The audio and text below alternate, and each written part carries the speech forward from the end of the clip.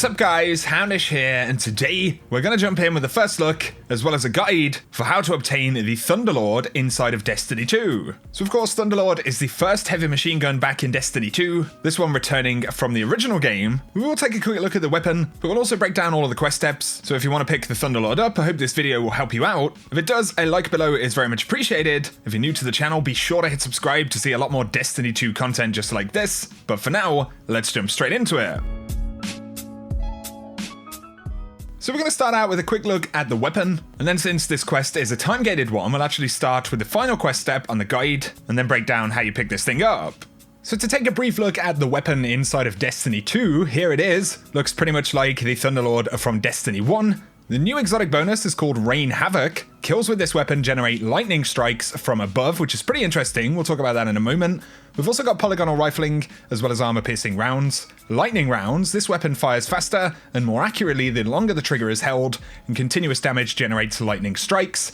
And then we have Feeding Frenzy. Kills with this weapon increase reload speed for a short time. So pretty awesome stuff. There are a couple of exotic ornaments as well that you can see inside of Eververse for this weapon. But just to briefly mention, when you're actually using the weapon, you can see, of course, the rate of fire increases as time goes on. And as you get kills with the weapon, you do get these lightning strikes, as described by the exotic bonus. And these are pretty awesome for getting multi-kills, staggering multiple enemies at a time. And of course, because of Feeding Frenzy after making kills, you're going to get a greatly increased reload speed. So the reloads on this thing are actually pretty fantastic. You can also see here, when I rally to the flag, we've got 158 rounds in reserve and then 62 in the mag. So this thing is carrying plenty of ammo, which is definitely really good. You can see right here it melting through some Lost Sector bosses. Especially anything with an arc shield is going to be very vulnerable to this weapon. So for initial impressions, I'd say I'm pretty impressed by the Thunderlord. I'll see if I can make a full review of this exotic soon. But be sure to let me know your thoughts on it down below in the comment section. But for the final step of the quest, it's pretty basic stuff. Amanda Holiday will have a new quest step for you. You'll pick this up and then you'll need to return to the Whispered Falls Lost Sector in the European Dead Zone. From here you can actually launch a mission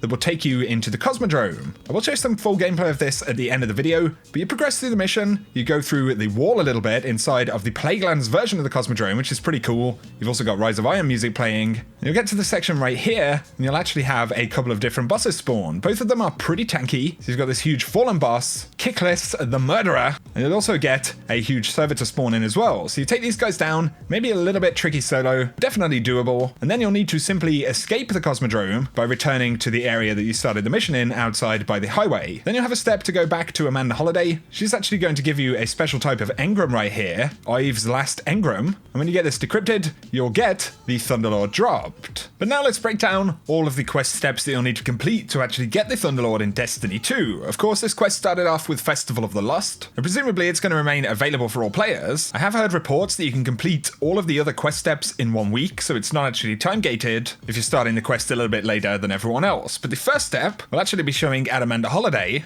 She'll have a quest step called Journal of the Reef Cryptarch. For this, you have to collect journal pages, and these pages drop from defeating challenging fallen enemies, or even from turning in legendary engrams. So the cheapest and easiest way to get this done is simply to complete a couple of Fallen Glimmer extraction events in the European Dead Zone. There's a bunch of yellow bars in there, they'll drop the items that you need.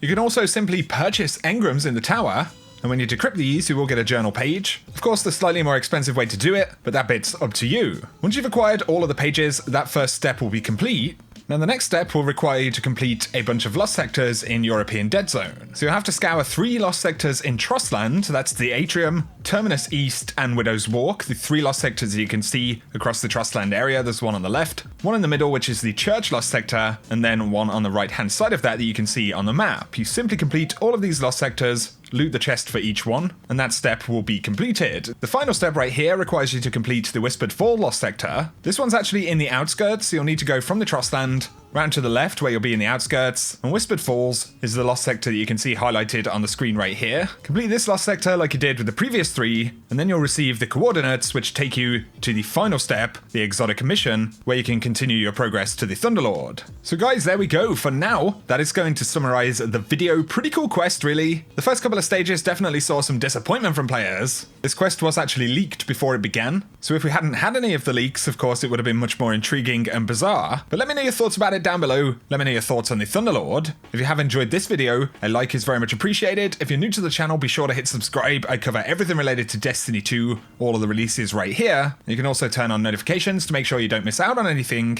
Here's some gameplay from the final step for the Thunderlord quest. You can check it out if you want to, but for now, I appreciate you tuning in, and I hope you guys have an awesome day.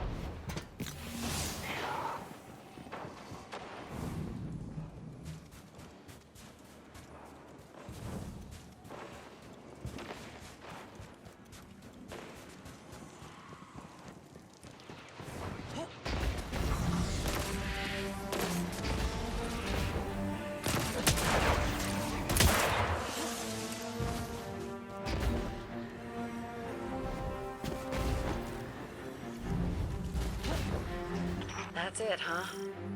We got him. Something's still bugging me about this, though. Get back to that teleporter when you can.